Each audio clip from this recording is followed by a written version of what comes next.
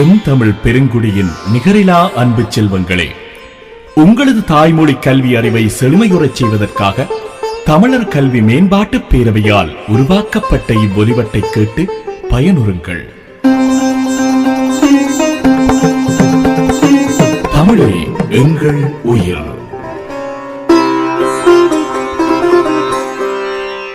தமிழே எங்கள் உயிர். வளர்தமிழ் 3. பாடம் 1. பாடலை கேட்போம், பாடி பழகுவோம்.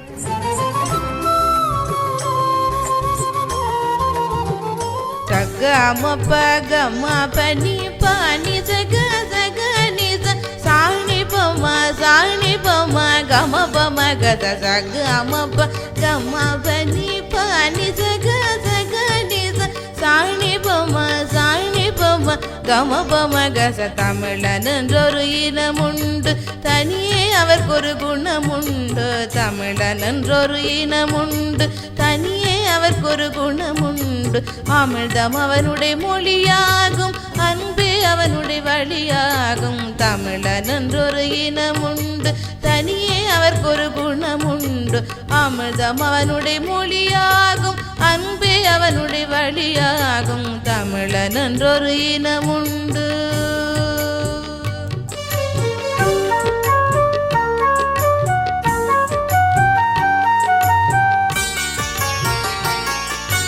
அறிவின் கடலை கடைந்தவனாம், அமிழ்தம் திருக்குறள் அடைந்தவனாம். பொறியினாசையை குறைத்திடவே பொருந்திய நூல்கள் உரைத்திடுவான்.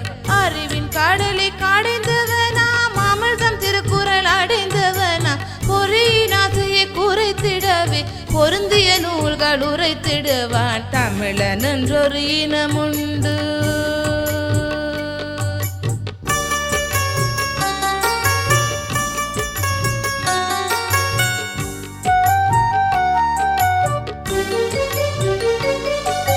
மானம் பெரிதென உயிர் விடுவான், மற்றவர்க்காக துயர்படுவான். தானம் வாங்கி பூசிடுவான், தருவது மேலென பேசிடுவான். மானம் பெரிதென உயிர் விடுவான், மற்றவர்க்காக துயர்படுவான். தானம் வாங்கிட பூசிடுவான், தருவது மேலென பேசிடுவான். தமிழனென்றொரு இனமுண்டு. சகம பகம பனி பனி சக சக நிச சாணி பம சாணி பம கம பம கத சகம பகம பனி பனி சக சக நிச சாணி பம சாணி பம கம பம கச சாணி பம சாணி பம கம பம கச சாணி பம சாணி பம கம பம கச.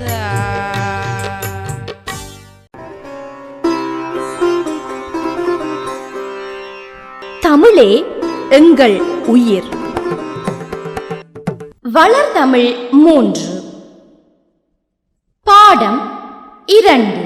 வினாமாலை கேட்போம், கூறி பழகுவோம்.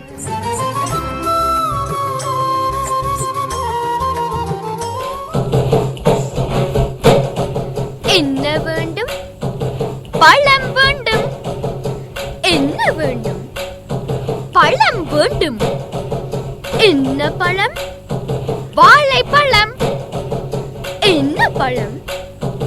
வாழைப்பழம். என்ன வாழை? கப்பல் வாழை. என்ன வாழை? கப்பல் வாழை. என்ன கப்பல்? பாய் கப்பல். என்ன கப்பல்? பாய் கப்பல். என்ன பாய்? ஓலை பாய். என்ன பாய்? ஓலை பாய். என்ன ஓலை? பனையோலை. என்ன ஓலை? பனையோலை. என்ன பனை? கட்டை பனை. என்ன பனை? கட்டை பனை. என்ன கட்டை? மரக்கட்டை. என்ன கட்டை? மரக்கட்டை. என்ன மரம்? பூமரம். என்ன மரம்? என்ன பூ? மல்லிகை பூ. என்ன பூ? மல்லிகை பூ. என்ன மல்லிகை? கொடி மல்லிகை. என்ன மல்லிகை? கொடி மல்லிகை. என்ன கொடி? பழக்கொடி. என்ன கொடி? பழக்கொடி. என்ன பழம்? வாழைப்பழம். என்ன பழம்? வாழைப்பழம்.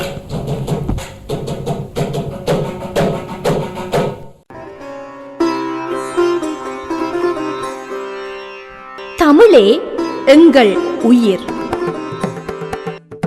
வளர்தமிழ் 3. பாடம் 3. உரையாடலை கேட்போம்.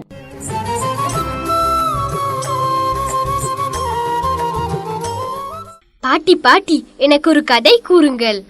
உனக்கு என்ன கதை பிடிக்கும்? எனக்கு நல்ல கதை ஒன்று கூறுங்கள் பாட்டி.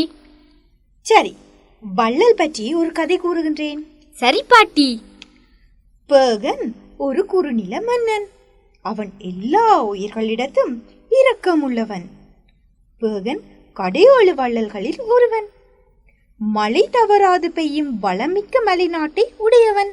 ஒரு நாள் காட்டில் மயில் ஒன்று இடைவிடாது அகவியது. மயிலின் அகவலை கேட்ட பேகன் அதன் அருகே சென்றான். அது கடும் குளிரால் நடுங்கிக் கொண்டிருந்தது. மயில் மீது இரக்கம் கொண்டான் பேகன். அதன் குளிரை போக்க எண்ணினான். உடனே தான் போர்த்தியிருந்த போர்வையை எடுத்தான். அதை மயில் மீது போர்த்து அதனது குளிரை போக்கினான். இவ் அரிய கொடையால் அவன் சிறந்து விளங்கினான். பேகனின் புகழ் உலகெங்கும் பரவியது. பேகன் மயிலுக்கு போர்வையை கொடுத்த வரலாறு இலக்கியத்தில் இடம்பெற்றுள்ளது. காண மஞ்சை கலிங்க நல்கிய என்ற பாடல் வரி இக்கதையை புலப்படுத்துகிறது. நல்ல கதை சொன்னீர்கள் பாட்டி. நான் 2ஆம் வகுப்பில் பாரி முல்லைக்கு தேர் கொடுத்த கதையை படித்திருக்கிறேன்.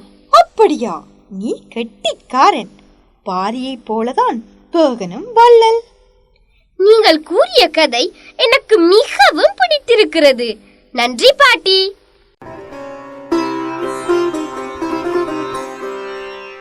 தமிழே எங்கள் உயிர்.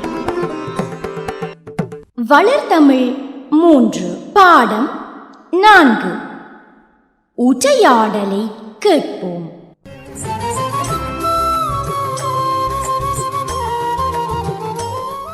வணக்கம் யாழினி.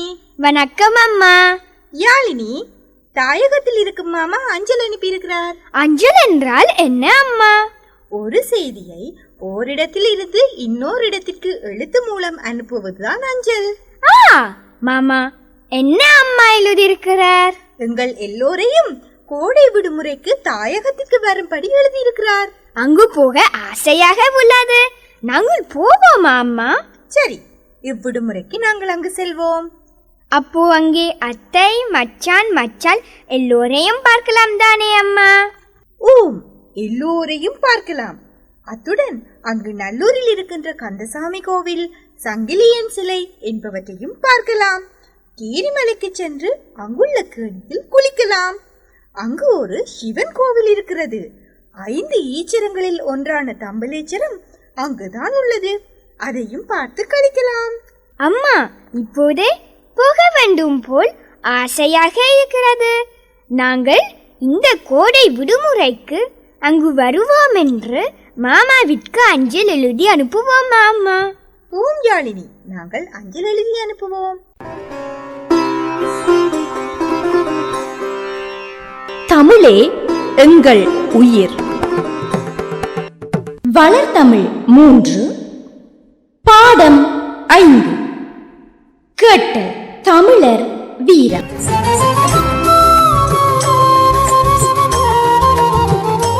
தமிழரது வீரத்தை பற்றி கூறும் நூல் புறநானூறு. அந்நூலில் நடுகல் வழிபாட்டை பற்றிய செய்திகள் இருக்கின்றன. நடுகல் வழிபாடு தமிழகத்தில் மேலோங்கி இருந்தது. தாய்மண்ணுக்காக தம் உயிரை ஈந்தவர்கள் மிகப்பெரிய வீரர்கள். அந்த மாவீரர்கள் துயிலும் இல்லங்களில் வாழ்கின்றனர். நடுகற்களில் அவர்களைப் பற்றிய தகவல்கள் பொறிக்கப்பட்டுள்ளன. வினா 1. தமிழரது வீரத்தைப் பற்றி கூறும் நூல் எது?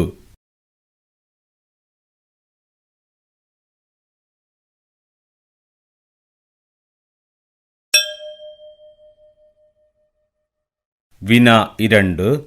புறநானூற்றில் எந்த வழிபாட்டைப் பற்றிய செய்திகள் உள்ளன?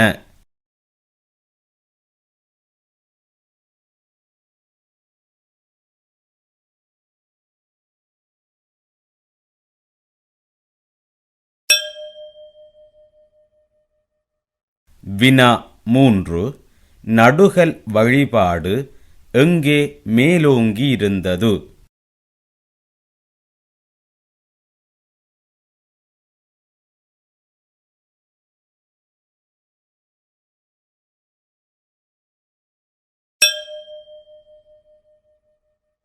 வினா 4.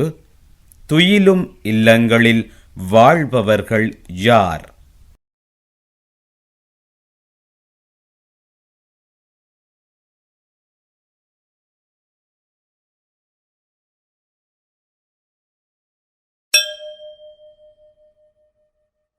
வினா 5. மாவீரர்கள் பற்றிய செய்திகள் எதில் பொறிக்கப்பட்டுள்ளன?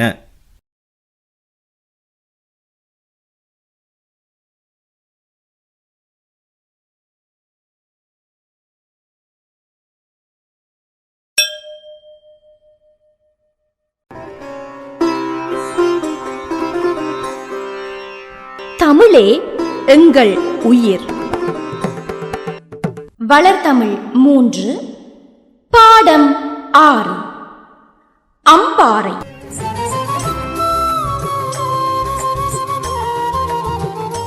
தமிழீழத்தில் உள்ள மாவட்டங்களில் ஒன்று அம்பாறை.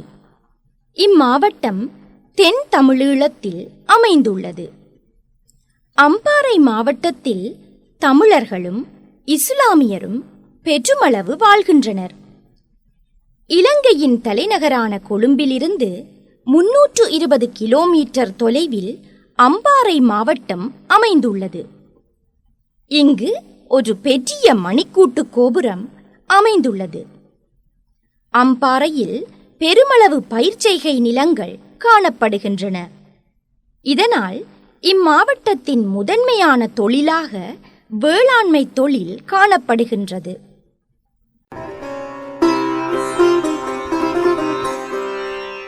தமிழே எங்கள் உயிர்.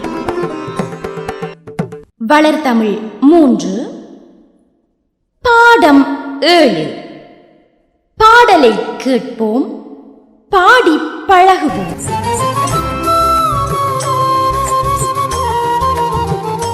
சிறுவரோடு மிதியுந்து அது தெருவிலோடு மிதியுந்து. சிலாரை ஏற்றும் சிற்றுந்து அது வீதியில் விரைவாக ஓடுமுந்து. பலாரை ஏற்றும் பேருந்து அது பல இடமும் செல்லுமுந்து. தொடராய் இருக்கும் தொடருந்து அது இரும்பு தடத்தில் ஓடுமுந்து. அக்கறை செல்ல நீருந்து அது கடலில் செல்லும் நீருந்து. விரைவாக செல்ல விண்ணுந்து அது வானத்தில் செல்லும் விண்ணுந்து.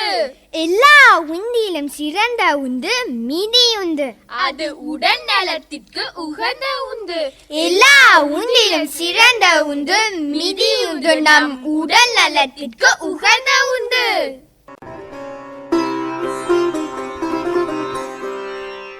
தமிழே எங்கள் உயிர். வளர்தமிழ் 3 பாடம் 8 ஆத்திசூடியையும் அதன் விளக்கத்தையும் கேட்போம்.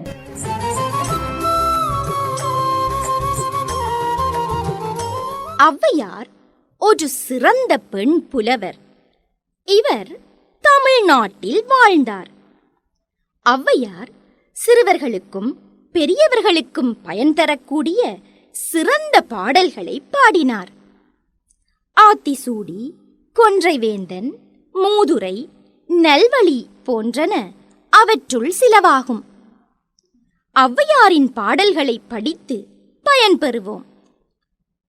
ஔவையார் எழுதிய ஆத்திசூடி என்ற நூலின் ஒரு பகுதியையும் அவற்றின் விளக்கத்தினையும் பார்ப்போம்.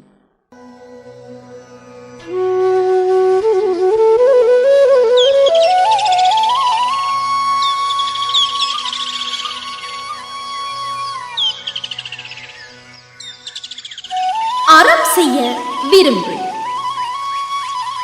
நல்ல செயல்கள் செய்வதை விரும்பு. ஆறுவது சினம், சினத்தை அடக்க வேண்டும்.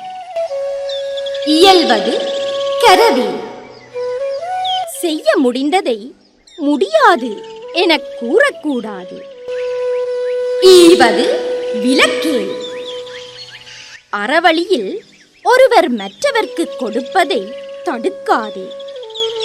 உடையது விளம்பேல், உன்னிடமுள்ள பொருட்களை பற்றி பிறரிடம் பெருமை பேசாதே. ஊக்கமது கைவிடு, முயற்சியை கைவிடாதே. எண்ணெழுத்து இகழே, கணிதத்தையும் மொழியையும் இகழாதே. ஏற்பது இகழ்ச்சி, பிறரிடம் இழப்பது இகழ்ச்சியாகும். ஐயம் இட்டு உண், இல்லையென்று இறப்போர்க்கு இட்ட பின்னரே நீ உண்ண வேண்டும். ஒப்புரவு ஒழுகு, உலகப் போக்கை அறிந்து அதன்படி நடந்து கொள். ஓதுவது ஒளியே, கற்பதை நிறுத்தாதே. அவ்வியம் பேசே, பொறாமை கொண்டு பேசாதே. அஹ்கன் சுருக்கே, கூலங்களின் அளவை குறைத்து விற்காதே.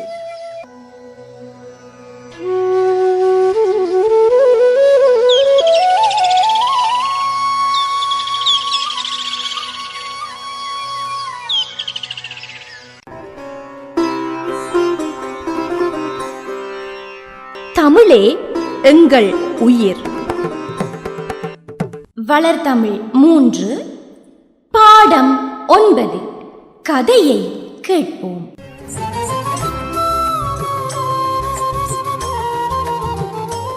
சிங்கமும் இளவரசனும். ஒரு காட்டினுள் ஒரு பெரிய சிங்கம் வாழ்ந்து வந்தது. அச்சிங்கத்தை கண்டால் எல்லா விலங்குகளும் பயந்து ஓடிவிடும். ஒரு நாள் ஓர் இளவரசன் காட்டுக்கு வேட்டையாடச் சென்றான். அப்பொழுது அவனை நோக்கி அந்த சிங்கம் மெல்ல மெல்ல நொண்டியபடி வந்தது. சிங்கத்தை கண்டு இளவரசனுடன் சென்றவர்கள் பயந்து நடுங்கினர். ஆனால் இளவரசன் பயப்படவில்லை. சிங்கம் அவனருகே வந்து தனது காலை தூக்கி காட்டியது. இளவரசன் குனிந்து பார்த்தான். சிங்கத்தின் காலில் பெரிய முள்ளொன்று குத்திக் கொண்டிருந்தது. இளவரசன் சிங்கத்தின் காலில் இருந்த முள்ளை மெதுவாக எடுத்து விட்டான். பின்னர் சிங்கத்தை தடவிக் கொடுத்தான். சிங்கம் வந்த வழியே சென்று விட்டது. மீண்டும் ஒரு நாள் இளவரசன் வேட்டைக்குச் சென்றான். காட்டுவாசிகள் அவனை சூழ்ந்து கொண்டனர். அவனை பிடித்துக் கொல்வதற்காக கொண்டு சென்றனர். அவர்கள் ஒரு கூண்டுக்குள் இளவரசனை அடைத்துவிட்டு ஒரு சிங்கத்தை அதற்குள் விட்டனர். சிங்கத்தை கண்ட இளவரசன் திடுக்கிட்டான். சிங்கம் அவனை கண்டதும் பாய்ந்து கொன்றுவிடும் என காட்டுவாசிகள் நினைத்தனர். ஆனால் சிங்கம் இளவரசனை பார்த்து நன்றியுடன் சுற்றி வந்தது. பின்னர் அவன் காலடியில் படுத்துக் கொண்டது. அப்பொழுதுதான் சிங்கத்தின் காலில் தைத்திருந்த முள்ளை தான் எடுத்து விட்டது இளவரசனுக்கு ஞாபகம் வந்தது. சிங்கத்தின் நன்றியுணர்வை நினைத்து மகிழ்ந்தான். காட்டுவாசிகளுக்கு நடந்ததை கூறினான். காட்டுவாசிகள் மனம் மாறி இளவரசனை விடுதலை செய்தனர். சிங்கத்தின் நன்றியுணர்வை நினைத்து மகிழ்ந்தவாறு இளவரசன் அரண்மனைக்குச் சென்றான். நினைத்துணை நன்றி செய்யினும் பனைத்துணையாகக் கொள்வர் பயன்றறிவார் என்ற வள்ளுவரின் குரல் இக்கதைக்கு நன்றாக பொருந்துகிறதல்லவா? ஒரு சிறிய உதவியை நாம் ஒருவருக்குச் செய்தாலும் அதன் பயனை அறிந்தவர் அச்சிறிய உதவியை பெரிய உதவியாகக் கொள்வர்.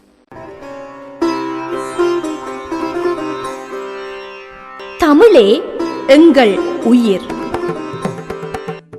வளர்தமிழ் 3 பாடம் 10 உரையாடலை கேட்போம்.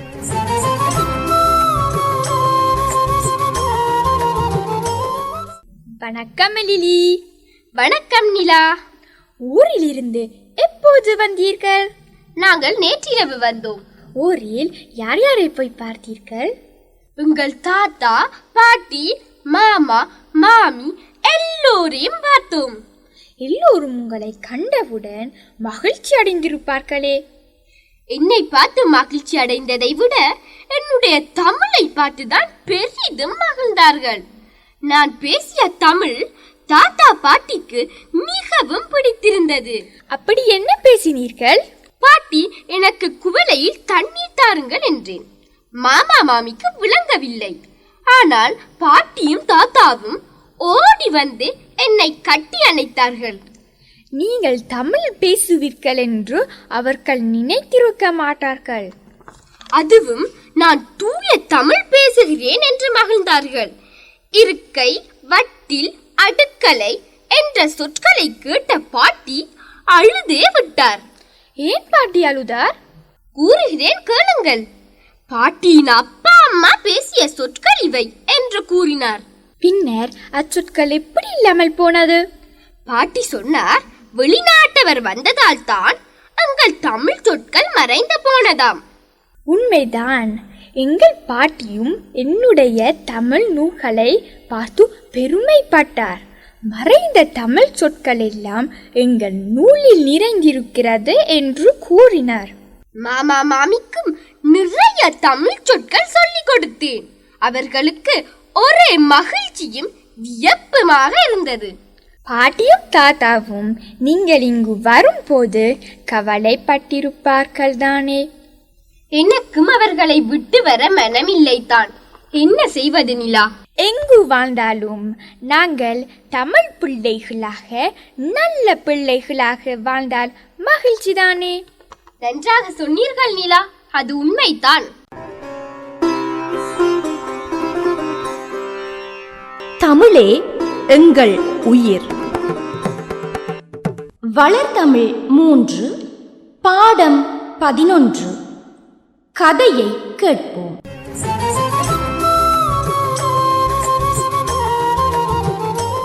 Abraham Lincoln. சிறுவன் ஒருவன் கடையொன்றில் வேலை பார்த்து வந்தான். ஒரு நாள் மூதாட்டி ஒருவர் இரவு நேர நிகழ்ச்சியொன்றில் கலந்துவிட்டு வீடு திரும்பிக் கொண்டிருந்தார். சிறுவனின் கடையில் விளக்கு எரிந்து கொண்டிருப்பதை கண்டார். அக்கடைக்குச் சென்று கதவை தட்டினார். தூக்க கலக்கத்தில் இருந்த சிறுவனிடம் ஒரு இராத்தில் தேயிலை தரும்படி கேட்டார். சிறுவன் தேயிலையை நிறுத்திக் கொடுத்துவிட்டு அதற்கான பணத்தை பெற்று மேசையில் வைத்துவிட்டு மீண்டும் தூங்கிவிட்டான். விடிந்ததும் எழுந்து பார்த்தான். நெருக்கும் தட்டில் அரை இராத்தலுக்கான படியும் மேசையில் ஒரு இராத்தலுக்கான பணமும் இருப்பதை கண்டான். அரை இராத்தல் தேயிலையை குறைத்து கொடுத்து விட்டேனே என்று மனம் வருந்தினான். உடனே அரை இராத்தல் தேயிலையை எடுத்துக்கொண்டு மூதாட்டியின் வீட்டை தேடிச் சென்று அவரிடம் கொடுத்து தன் பிழையை பொறுத்து கொள்ளுமாறு கேட்டுக்கொண்டான்.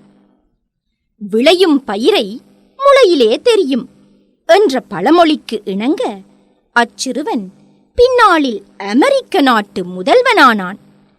அவர்தான் ஆபிரகாம் லிங்கன்.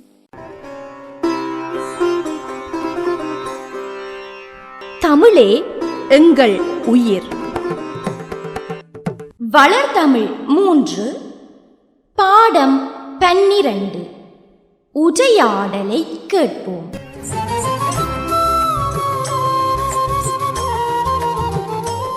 அம்மா அம்மா இங்க ஓடி வாங்கோ. என்ன இளவன், கூப்பிட்ட நீங்களே?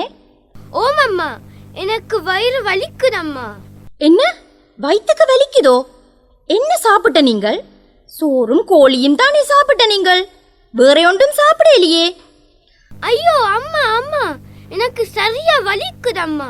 வாங்கோ தம்பி, மருத்துவமனைக்கு போவோம். மருத்துவமனைக்கா? அம்மா, எனக்கு ஏலாம இருக்கு.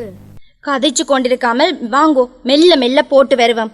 என்னால நடக்கவே முடியாதம்மா. எப்படி மருத்துவமனைக்கு போறது? கொஞ்சம் பொறுங்கோ, மாமாவோட கதைச்சு நான். அவர் சிற்றுந்தில் வருவார், மாமாவோட போகலாம். இந்த மாமா வந்துட்டார். வாங்க போவோம். அழாதேங்கோ இளவன், மருத்துவரிடம் போனால் எல்லாம் சரி வந்துவிடும். வணக்கம். வணக்கம். இவருக்கு வயிற்று வலி, காலையிலிருந்து அழுது கொண்டே இருக்கிறார். எங்க வலிக்குது? இங்கேயா? ஓம், இங்கதான். இளவன், என்ன சாப்பிட்ட நீங்கள்? சோறுடன் கோழி சாப்பிட்ட நான். இதே மாதிரி வயிற்று வலி அடிக்கடி வருமோ இளவன்? ஓம், இதே போல் வயிற்று வலி அடிக்கடி வரும், ஆனால் சுகமாகிவிடும். இன்று தொடர்ந்து வலிக்கிறது, என்னால் தாங்கவே முடியவில்லை. வாயை திறவுங்கோ. சரி, நல்லா மூச்சு விடும். வயிறு வீங்கி இருக்குது. உமது வயிற்றுக்குள் நுண்ணுயிர்கள் அதிகம் சென்றிருக்கலாம்.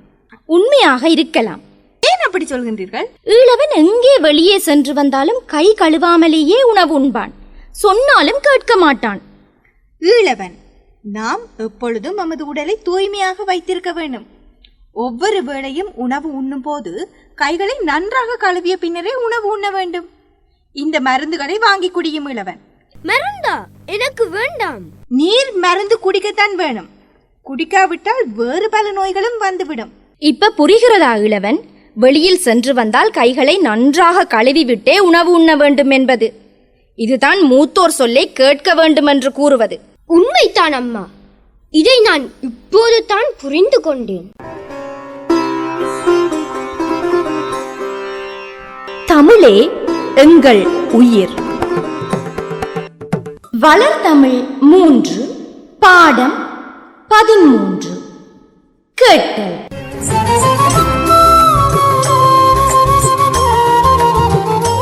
விளையாட்டு ஒரு பயனுள்ள பொழுதுபோக்கு. விலங்குகள், பறவைகள் கூட விளையாடி மகிழ்கின்றன. குரங்குகள் மரத்துக்கு மரம் தாவி குதித்து விளையாடுகின்றன. டோல்பின் மீன்கள் மக்களைக் கண்டால் மகிழ்ந்து விளையாட்டு காட்டுகின்றன. பூனை ஆடும் பொருளொன்றை கண்டால் அதை காலால் உருட்டி விளையாடுகின்றது. இப்படி எல்லா உயிரினங்களையும் மகிழ வைக்கும் பண்பு விளையாட்டுக்கு உண்டு. மீண்டும் கேட்போம். விளையாட்டு ஒரு பயனுள்ள பொழுதுபோக்கு. விலங்குகள், பறவைகள் கூட விளையாடி மகிழ்கின்றன. குரங்குகள் மரத்துக்கு மரம் தாவி குதித்து விளையாடுகின்றன. டோல்பின் மீன்கள் மக்களைக் கண்டால் மகிழ்ந்து விளையாட்டு காட்டுகின்றன. பூனை ஆடும் பொருளொன்றை கண்டால் அதை காலால் உருட்டி விளையாடுகின்றது. இப்படி எல்லா உயிரினங்களையும் மகிழ வைக்கும் பண்பு விளையாட்டுக்கு உண்டு. வினா 1. எது ஒரு பயனுள்ள பொழுதுபோக்கு?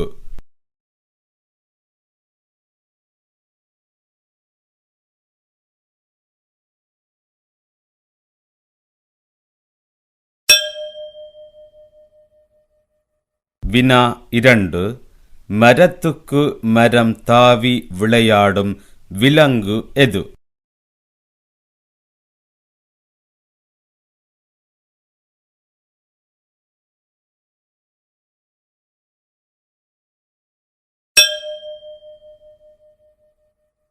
வினா 3. டொல்பின் மீன்கள் யாரைக் கண்டால் விளையாட்டு காட்டும்?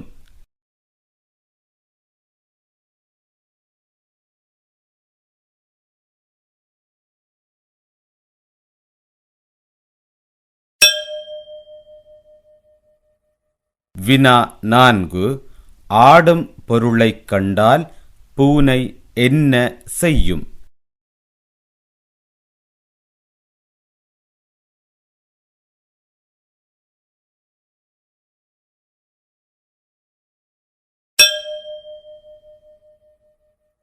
வினா 5. எல்லா உயிர்களையும் மகிழ வைப்பது எது?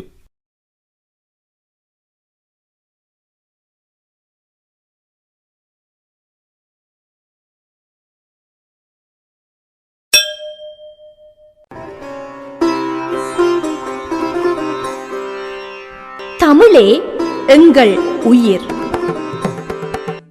வளர்தமிழ் 3 பாடம் 14. கதையை கேட்போம்.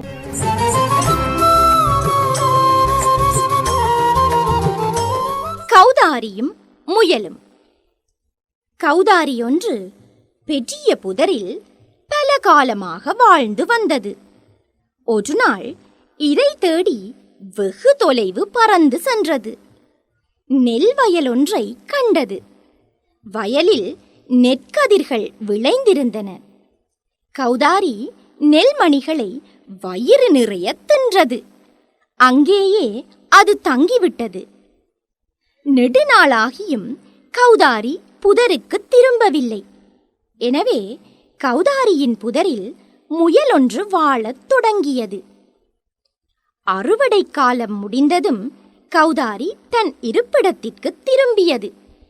அங்கு முயல் இருப்பதனை பார்த்து சினம் கொண்டது.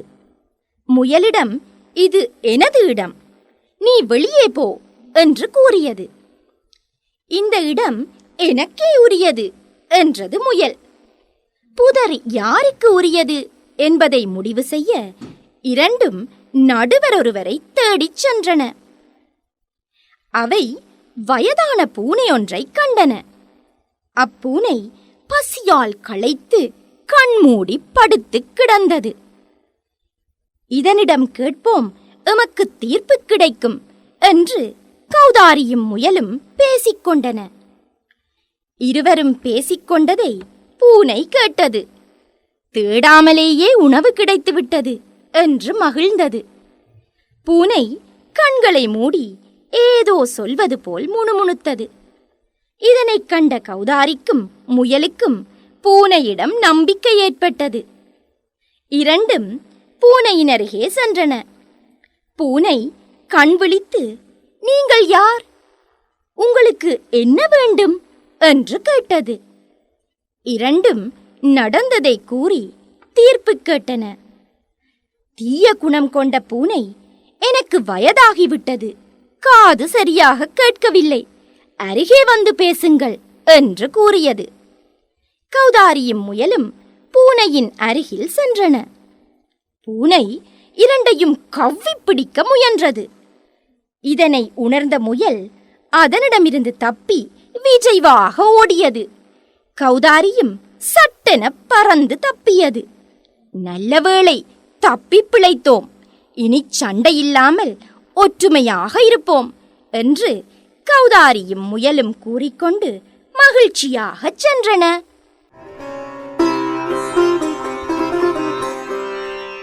தமிழே எங்கள் உயிர்.